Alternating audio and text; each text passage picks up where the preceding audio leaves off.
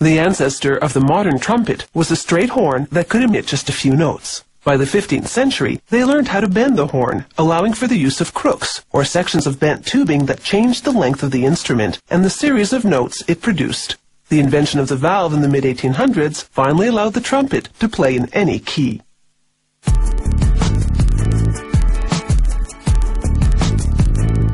A trumpet is made up of 1.5 meters of tubing.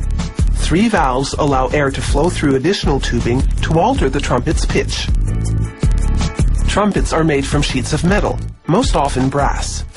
This factory combines different thicknesses in a single instrument to attain a particular sound. Workers first lay a template on a brass sheet and trace it out. Then they cut along the score line with electric shears. This piece will become the trumpet's bell. A manually operated press forms a perfect fold down the middle.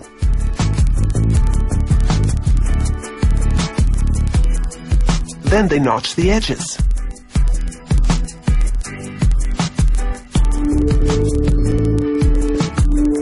They close up the bell by hammering the notched pieces onto the opposite edge. They use a rawhide mallet because anything harder would damage the brass. They melt a brass alloy along the joint. It solidifies into a metal seam that bonds the edges to each other permanently. They slip the bell over a cone-shaped mandrel and hammer the brass until it too is cone-shaped.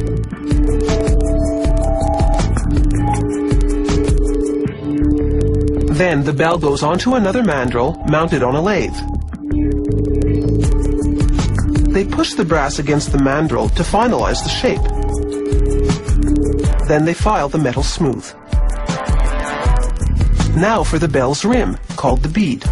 A brass rod with a notch at the end catches the edge of the bell and rolls it back into a rim.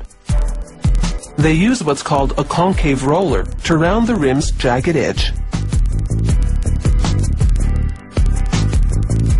Then they slide a brass alloy wire into the rim pocket.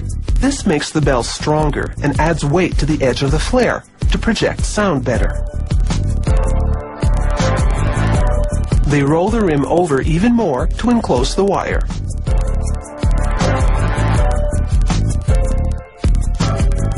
Now they heat the rim and apply acid flux to clean the surface for soldering.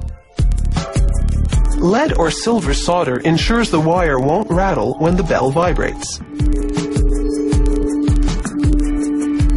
After wiping off the excess flux, they put the bell back on the lathe and scrape off the excess solder. Using an abrasive sponge, they smooth away any scratches left by the scraper. Then they remove any solder bits trapped in the rim. Now they fill the entire bell with a soap and water solution, then freeze it at -49 degrees Celsius. When the water is frozen, they place the bell in a bending block. The ice provides counterpressure, preventing the brass from buckling inward. The ice itself doesn't shatter under the pressure because the soap in the water makes it pliable.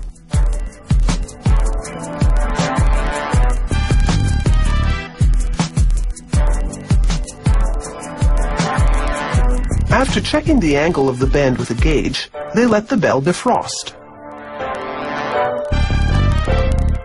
In the mounting department, workers assemble smaller components made of brass and nickel, valve casings, the sliding tubes to which they connect, the slide for tuning the trumpet, the pipe that holds the mouthpiece. Then they solder on the bell.